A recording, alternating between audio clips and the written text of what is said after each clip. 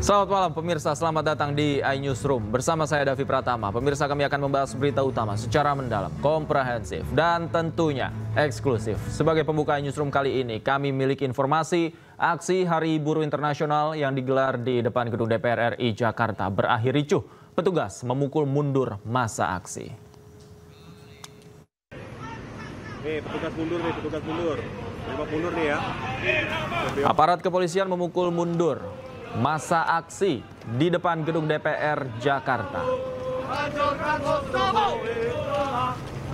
Petugas mengarahkan massa ke arah Selipi, Jakarta Barat. Petugas berseragam lengkap dan sejumlah kendaraan taktis disiagakan dalam mengawal aksi peringatan Hari Buruh Internasional di DPR RI.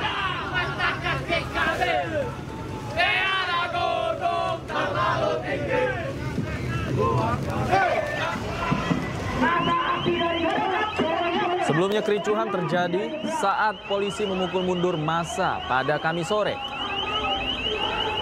Kejadian berawal saat massa sempat membakar ban di depan gerbang utama gedung DPR, di mana massa juga sempat beberapa kali menembakkan kembang api ke arah polisi yang berjaga. Polisi kemudian menerjunkan water cannon untuk membubarkan massa.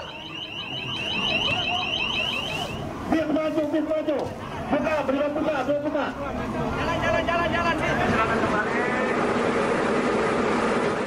Peringatan Hari Buruh di Kota Bandung, Jawa Barat juga diwarnai kericuhan.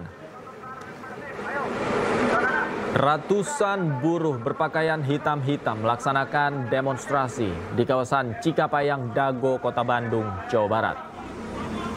Aksi unjuk rasa berakhir ricuh lantaran sejumlah massa aksi berpakaian hitam-hitam secara tiba-tiba menyerang petugas kepolisian yang tengah mengatur lalu lintas di lokasi. Polisi pun langsung mengerahkan satuan Brimob dan Dalmas untuk membubarkan massa.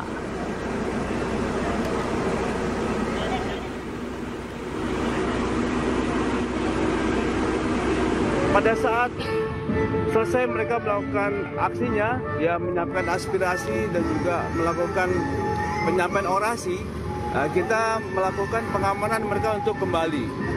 Tetapi pada saat kembali tersebut ada beberapa kelompok ya yang menggunakan baju-baju hitam ya, dan juga ada beberapa mereka yang langsung merangsek bergabung dengan mereka dan melakukan provokasi massa kepada kepolisian. Penyerangan kepolisian ini berupa pelemparan batu, ya, ada molotov dan juga ada petasan yang menyerang kepada kepolisian.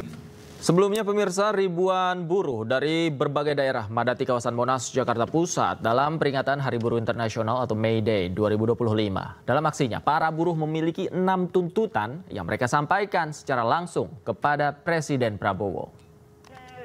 Ya, kepada kawan-kawan yang megang panji-panji, kibarkan panji-panjinya. Hidup buruh!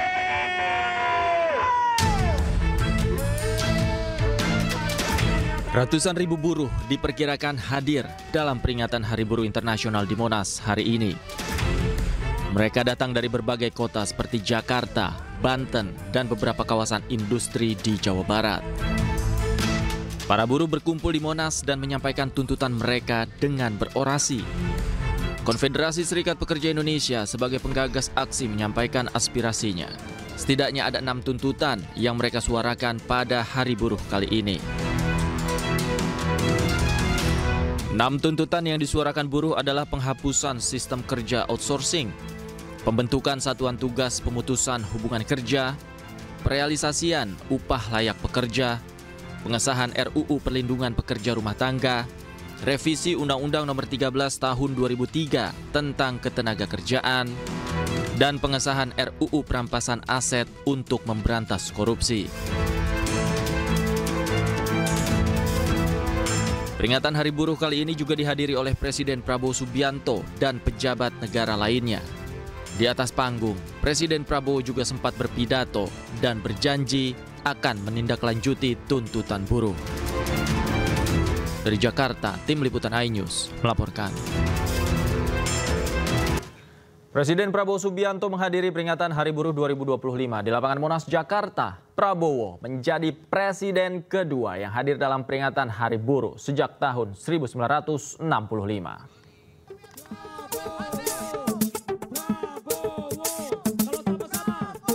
Tiba di lapangan Monas sekitar pukul 10 pagi, Presiden Prabowo disambut riuh ribuan buruh yang hadir. Prabowo pun menyalami para buruh yang sudah menunggu kedatangannya sejak pagi. Sejumlah pejabat negara juga turut hadir, seperti Menteri Sekretaris Negara Prasetyo Hadi, Sekretaris Kabinet Teddy Indrawijaya, Menteri Tenaga Kerja Yasir Lee, Ketua MPR dan DPR RI Ahmad Muzani dan Puan Maharani. Dalam kesempatan ini, Presiden Prabowo menyatakan akan membentuk Dewan Kesejahteraan Buruh Nasional dan Satuan Tugas PHK. Saya akan membentuk segera Dewan Kesejahteraan Buruh Nasional yang akan terdiri dari semua tokoh-tokoh pimpinan buruh seluruh Indonesia. Dan mereka tugasnya adalah mempelajari keadaan buruh dan memberi nasihat kepada Presiden mana undang-undang yang nggak beres, yang nggak melindungi buruh. Mana regulasi yang nggak benar, mereka memberi masukan ke saya dan segera akan kita perbaiki, saudara-saudara sekalian.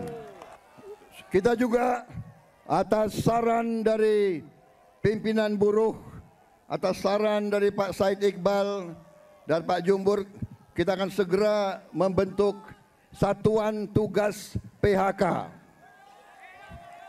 Kita tidak akan membiarkan rakyat kita tidak akan biarkan pekerja-pekerja di PHK-kan seenaknya. Pemerintah juga berjanji akan menindaklanjuti tuntutan para buruh, salah satunya terkait permasalahan PHK. Sebelumnya 6 tuntutan disuarakan oleh ribuan buruh dalam momentum peringatan Hari Buruh 2025.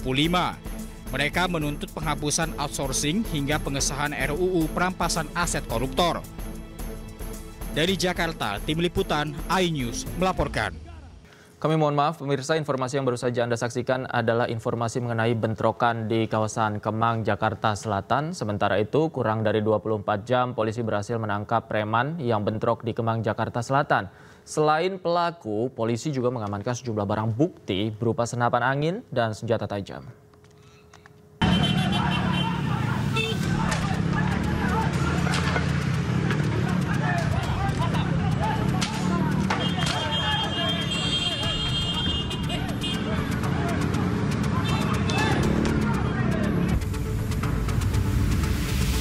Oi, diam. Polisi, diam. Buka. Woi, buka. Sejumlah polisi memberhentikan sebuah mobil di Jalan Antasari, Jakarta Selatan yang ditumpangi 2 preman pasca bentrokan di kawasan Kemang. Kedua pelaku ini ditangkap saat mencoba melarikan diri menggunakan mobil yang digunakan untuk menyuplai senjata.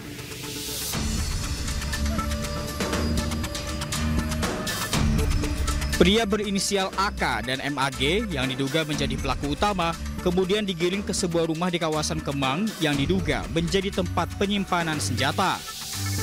Di lokasi, polisi berhasil menyita 4 senapan angin berbagai merek serta 3 parang yang digunakan para pelaku saat terjadinya bentrokan. Sejumlah pelaku dan barang bukti termasuk 1 unit mobil dan 9 telepon genggam kini diamankan di Polres Metro Jakarta Selatan. Polisi juga tengah mendalami peran dan identitas masing-masing pelaku. Kita ke informasi lain, pemirsa, korban predator seksual terhadap anak di Kabupaten Jepara, Jawa Tengah bertambah menjadi 31 anak. Bertambahnya jumlah korban setelah polisi menggeledah rumah dan tempat kos tersangka.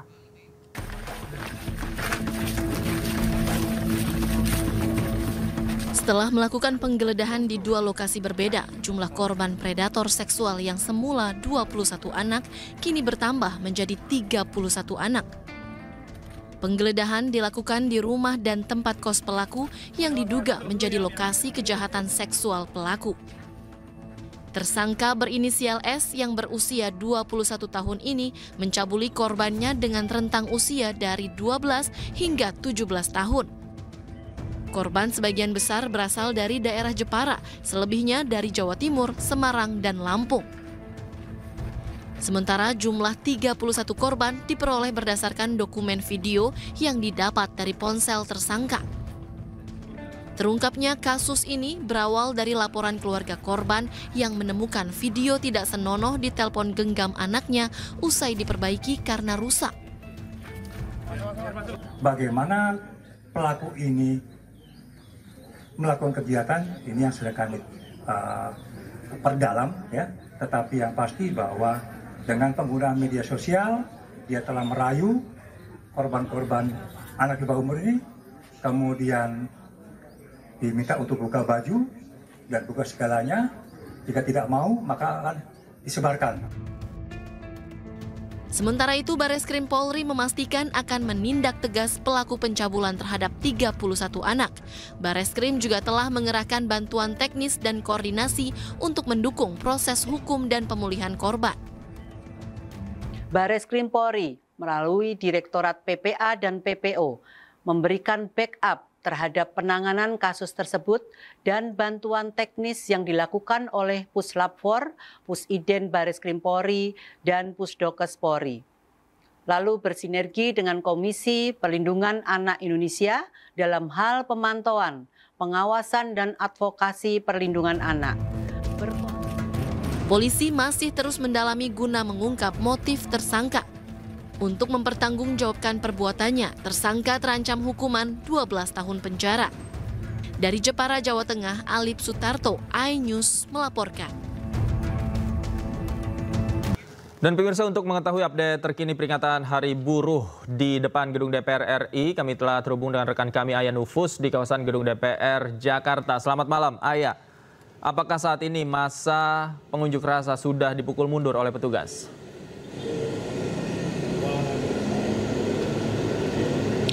Ya, selamat malam David dan juga pemirsa. Masa aksi May Day 2025 di depan gedung DPR MPR ini sudah bubar sejak pukul 18.00 waktu Indonesia Barat tadi, di mana memang dari pihak kepolisian ini sudah memukul mundur massa sekitar pukul 17:30 waktu Indonesia Barat di saat massa sudah mulai tidak kondusif. Dan saya ingin memperlihatkan kepada Anda seperti apa situasi terkini di depan gedung DPR MPR ini, di mana situasinya sudah normal, David dan juga pemirsa. Untuk jalur ini sudah dibuka untuk kendaraan umum begitu ya, mobil dan juga motor, kemudian juga tol lingkar dalam juga telah dibuka, dan saat ini juga petugas dari Transjakarta dibantu oleh Dinas Bina Marga Provinsi DKI Jakarta sedang memperbaiki separator busway yang tadi sempat berjatuhan begitu ya, atau terguling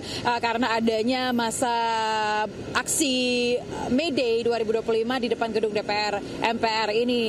Dan juga memang untuk petugas kebersihan juga sampai saat ini masih terus melakukan pembersihan dan juga pengecatan ulang di sekitar gedung DPR MPR ini, tepatnya di depan dari gedung DPR MPR. Kemudian juga jalan sudah kembali normal. Dan memang ketika tim kami tiba pada sore tadi sekitar pukul 17:10 waktu Indonesia Barat, situasi sudah mulai tidak kondusif, David dan juga pemirsa, di mana tadi terlihat ada ban yang dibakar, kemudian juga masa aksi ini menembakkan kembang api. Tadi juga kami sempat melihat bahwa kembang apinya sempat ditembakkan ke dalam gedung DPR MPR ini. Kemudian petugas kepolisian terpaksa harus menembakkan water cannon untuk membubarkan massa dan memukul mundur massa aksi buruh sampai ke persimpangan Jalan Gerbang Pemuda. Dan memang sepertinya tidak ada perlawanan, dan kemudian situasi kembali kondusif dan berangsur normal. Kemudian juga massa aksi buruh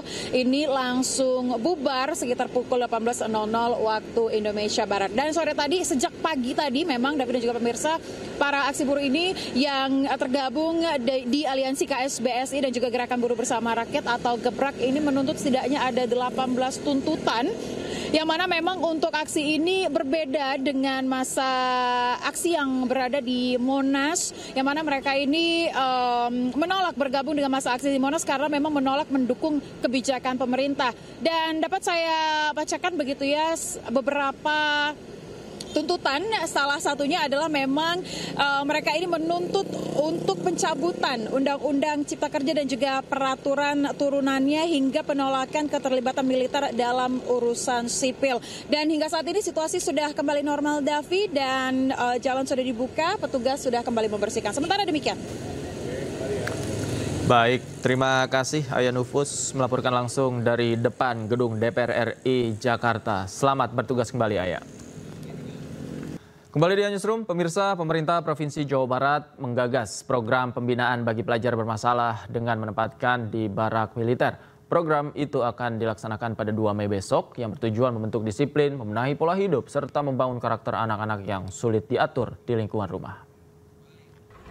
Ya, ini siswa-siswa sudah masuk ke mobil resimen 1 Kostrad.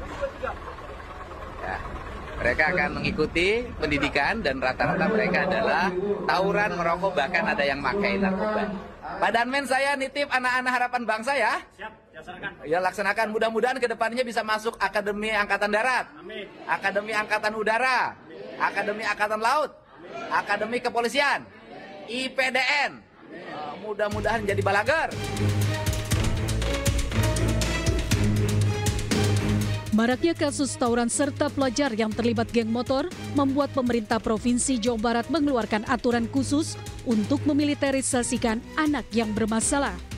Program ini bertujuan membentuk karakter disiplin dan tanggung jawab. Peserta akan mengikuti pendidikan khusus di bawah pengawasan TNI Polri selama 1 tahun, sementara status sekolahnya tetap terdaftar di SMP atau SMA asal dengan kelas khusus. Selain kenakalan anak tawuran dan geng motor, anak yang kecanduan game online dan sudah mengarah ke aktivitas kriminal pun harus diikutsertakan dalam program ini.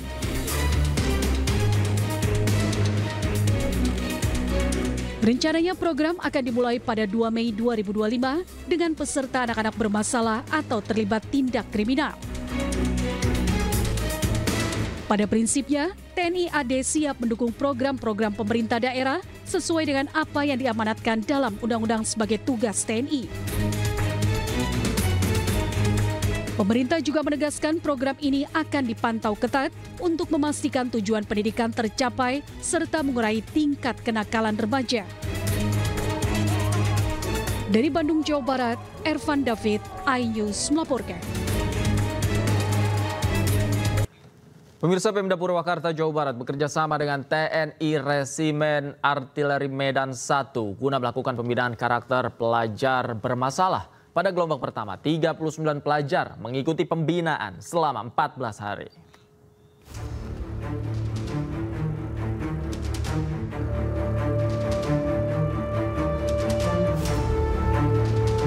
Puluhan pelajar tingkat SMP sederajat mengikuti pembinaan karakter gelombang pertama untuk dilatih kedisiplinan oleh TNI di Resimen Armet 1 Purwakarta, Jawa Barat, Kamis siang. Para pelajar bermasalah menjalani tes kesehatan. Pemerintah akan melibatkan peran aktif dari TNI dan Polri. Bahkan 30 hingga 40 barak ruang makan dan ruang belajar disiapkan untuk mendukung keberhasilan program ini. Selain itu, sejumlah materi pembinaan akan diberikan dengan berkolaborasi dengan berbagai unsur. Sementara para orang tua siswa mengaku setuju dengan pembinaan anak-anaknya oleh TNI. Mereka berharap setelah dibina anaknya akan menjadi baik. Insya Allah nanti akan dilatih di sini, akan dibina mentalnya, dan harapannya bahwa ke depan ini anak ini akan berubah, belajarnya akan berubah. Jadi pemeriksaan kesehatan akan memastikan bahwa adik-adik ini dalam kondisi sehat. Kemudian setelah pemeriksaan kesehatan nanti ada konsul psikologi. Konsul psikologi untuk mengetahui permasalahan karakter yang ada di adik-adik ini. Materi-materi yang lain ada kepemimpinan, ada bela negara, cinta tanah air, budi pekerti, wawasan kebangsaan. Kemudian ada materi outbound, ada materi pembinaan jasmani. Pembinaan jasmani apa? Berolahraga. Karena mensana in corpore sano, kalau dia tubuhnya sehat diharapkan memiliki jiwa yang sehat. Sehingga materi-materi itulah yang kurang lebih nanti akan dilaksanakan selama kurun waktu 2 minggu. Para pelajar bermasalah akan mengikuti pembinaan selama 14 hari. Sedangkan sasaran utama dari program ini yakni siswa yang mengalami kesulitan saat dibina oleh sekolah atau mereka yang terlibat dalam pergaulan bebas dan tindakan kriminal. Dari Purwakarta, Jawa Barat, Irwan Aijus melaporkan. Pembinaan karakter pelajar bermasalah pada gelombang pertama diikuti 39 pelajar selama 14 hari. Dan untuk mengetahui informasi terkini kami sudah terhubung dengan Bapak Purwanto, Kepala Dinas Pendidikan Purwakarta, serta ada Kak Seto, Ketua Umum Lembaga Perlindungan Anak Indonesia. Selamat malam Pak Purwanto. Kak Seto, selamat malam. Iya, selamat malam. Bapak Purwanto juga selamat malam. Selamat malam Kak Seto. Siap. Ya. Baik, selamat malam. Pertama saya ingin ke Pak Purwanto terlebih dahulu. Pak Purwanto, anak-anak yang bermasalah sudah mulai masuk barak. Penerapan teknisnya nanti seperti apa? Kemudian pengawasannya, apakah pemerintah daerah juga ikut mengawasi atau sepenuhnya diserahkan kepada militer yang menjadi pelaksana? Ya, pertama bahwa hari ini 39 orang anak yang memerlukan perhatian khusus ini sudah kita masukkan ke resimen Armed 1 Setiarayuda. Dan ini merupakan program kolaborasi antara Dinas Pendidikan, Dinas Kesehatan, Dinas Sosial P3A, kemudian dengan resimen Armed 1 Setiarayuda. Jadi dalam penanganannya kegiatan ini dilakukan bersama, kita juga standby di situ, dari Dinas Kesehatan, dari Dinas Sosial P3A juga ada di situ. Kemudian kita dalam pelaksanaannya juga tetap anak-anak tersebut mendapatkan pelajaran dari sekolah. Kita ingin membiasakan anak-anak itu dengan pola hidup yang terbiasa dengan hal-hal positif, mulai dari bangun tidur sampai tidur lagi. Ini adalah upaya kita untuk menguatkan karakter anak-anak kita dengan karakter-karakter yang positif. Nah, ini dilakukan secara kolaboratif dengan materi-materi yang di situ banyak kita berpikir banyak bermanfaat untuk anak-anak, mulai dari pelajaran, kemudian olahraga, kemudian kerohanian, kemudian outbound, dan lain sebagainya. Baik, Pak Purwanto, dari 39 anak yang hari ini sudah mulai katakanlah dibina, jenis kenakalan apa saja yang mereka lakukan sepengetahuan Anda? Ini bervariatif, dari anak yang berangkat dari rumah berangkat tapi tidak sampai ke sekolah, ada anak yang tawuran dengan menggunakan kendaraan bermotor sampai melukai korban gitu. Kemudian ada juga yang merokok, seperti itu, bervariatif jenis kasusnya. Tapi rata-rata ini anak yang tawuran sama kendaraan bermotor. Baik, datanya Anda dapatkan dari mana? Apakah dari sekolah masing-masing mereka atau memang Dinas Pendidikan memiliki data sendiri? Ini data didapat dari sekolah-sekolah. Jadi sekolah itu mempunyai data yang selama ini sudah mereka tangani bersama orang tua, tapi masih belum menunjukkan perbaikan. Gitu. Oke, baik. Saya ke Kak Seto. Kak Seto, tanggapan Anda melihat program ini yang tadi dikatakan program kolaborasi, seperti apa? Iya, kami dari LPAI, Lembaga Perlindungan Anak Indonesia, memberikan apresiasi terhadap langkah yang sudah dilakukan oleh pemerintah Provinsi Jawa Barat, oleh Pak Deddy Mulyadi. Dan dalam hal ini yang paling penting adalah tadi juga saya dengar dari Bapak Purwanto juga melibatkan adanya Dinas Pendidikan, kemudian Dinas Sosial, kemudian Dinas Kesehatan. Dan kemudian juga ada pemeriksaan kesehatan termasuk kesehatan mentalnya, kesehatan psikologisnya. Jadi diarahkan kemana dan sebagainya. Jadi dalam hal ini tentu kita tahu bahwa yang dibangun adalah karakter anak-anak ini sesuai dengan amanat Kementerian Pendidikan Dasar dan Menengah bahwa karakter profil pelajar Pancasila itu ada tadi akhlak mulia, kemudian gotong royong, kebinekaan global, menghargai perbedaan, tapi juga disiplin kreativitas, tapi juga kritis. Jadi juga mengkritisi perilaku yang menyimpang, yang tidak benar. Jadi arahnya adalah mengarahkan dinamika yang meledak-ledak dari para remaja tadi ke arah hal yang positif. Dan ini tentu sangat kami apresiasi karena salah satu pemenuhan hak anak untuk tumbuh dan berkembang optimal agar mereka menjadi pemimpin-pemimpin yang hebat di masa depan. Mungkin itu yang perlu disampaikan. Oke, kita juga sudah terhubung dengan orang tua salah satu siswa yang masuk barak. Ada Ibu Cantika. Selamat malam, Ibu Cantika. Selamat malam juga. Baik, Ibu Cantika, saya ingin mulai dengan pertanyaan informasi yang Ibu dapatkan. Apa jenis kenakalan atau alasan yang membuat anak Ibu ikut masuk ke dalam barak? Karena anak saya tuh salah memilih teman, perokok. Hanya merokok, Bu? Ada alasan lain yang Ibu dapatkan? Tidak ada, anak saya cuma merokok saja, Pak. Oke, pendapat Ibu terhadap program ini seperti apa? Sangat bagus sekali, karena untuk kedisiplinan dan tanggung jawab dan kemandirian anak. Baik. Anak Ibu boleh tahu kelas berapa sekarang? Kelas 7.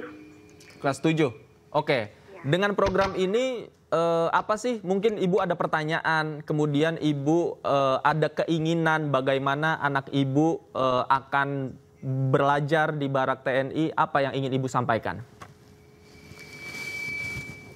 Ya, maaf, enggak kedengeran. Baik. Harapan Ibu terhadap program ini kepada anak Ibu seperti apa? Harapan saya semoga anak saya bisa mandiri, bertanggung jawab, dan lebih bijak memilih teman, dan supaya bisa tidak memilih orang-orang yang salah pertemanannya. Oke, tidak memiliki pergaulan yang salah ya. Baik.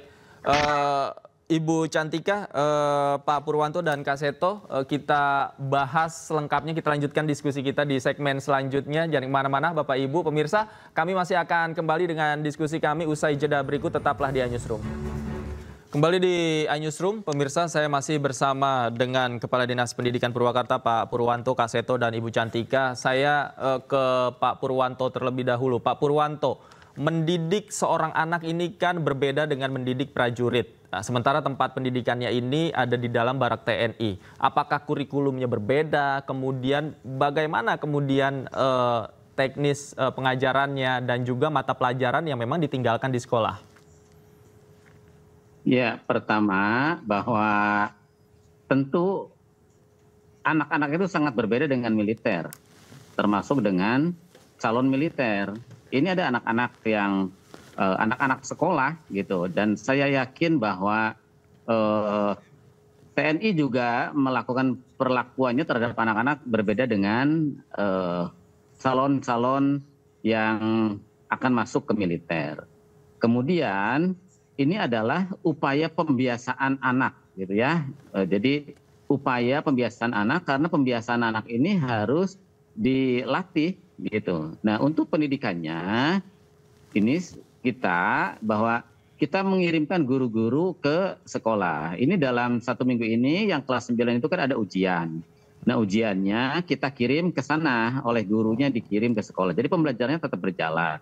Kemudian anak-anak kelas 7 dan 8 karena masa-masa ini adalah masa-masa belajar di rumah karena dipakai ujian, maka anak yang di situ itu akan dilayani oleh guru-guru bimbingan konseling. Jadi di situ ada 40, kita sudah menyiapkan 1 orang guru nanti akan melayani 3 orang anak untuk melakukan konseling.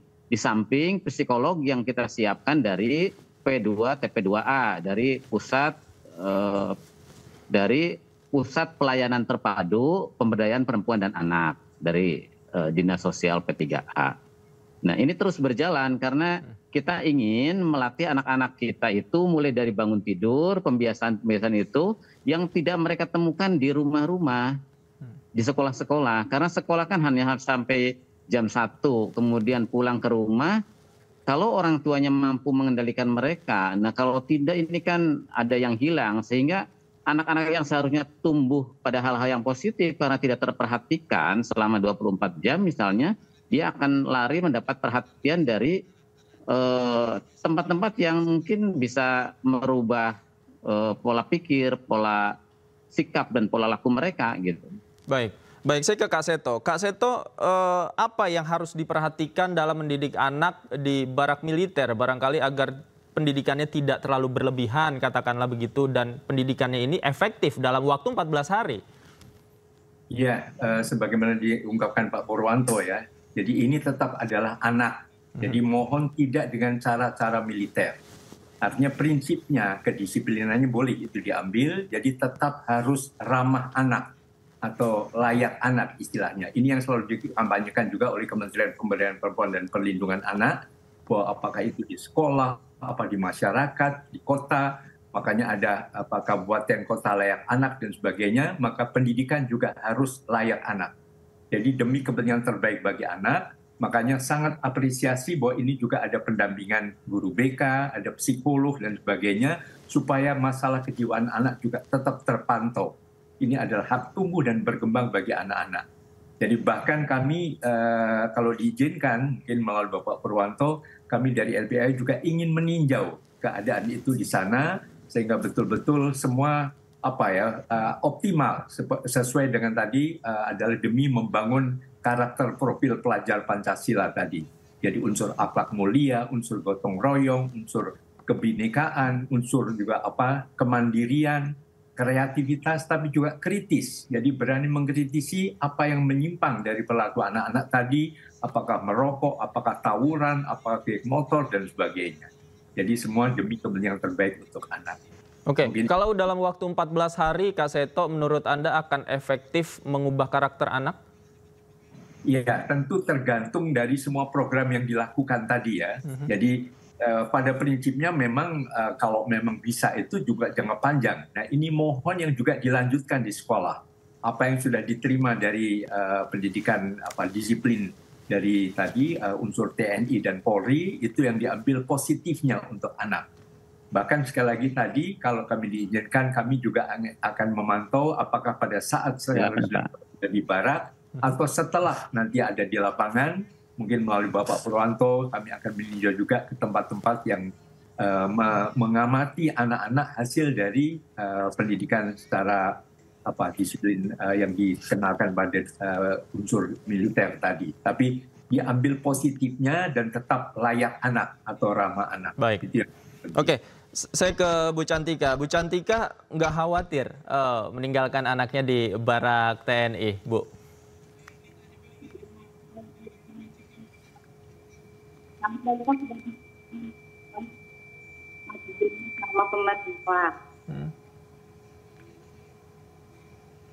Oke, baik.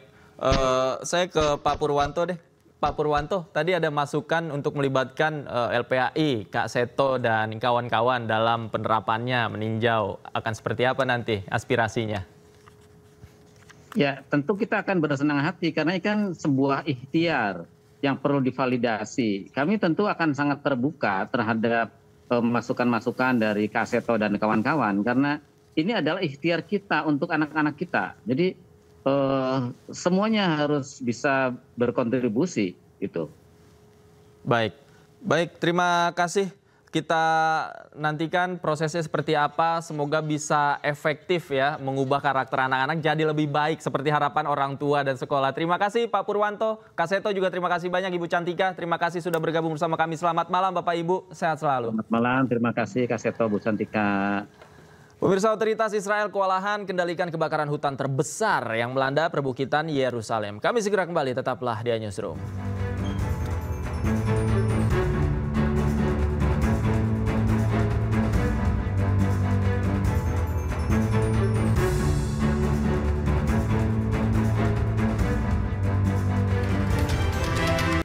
Pemirsa, Asrama Haji Pondok Gede, Jakarta Timur menerima kedatangan 3 kloter jemaah haji gelombang pertama embarkasi Jakarta untuk diistirahatkan sejenak sebelum berangkat pada malam ini. Keberangkatan paling awal dari Bandara Soekarno-Hatta menuju Madinah pada pukul 00.30 Jumat dini hari.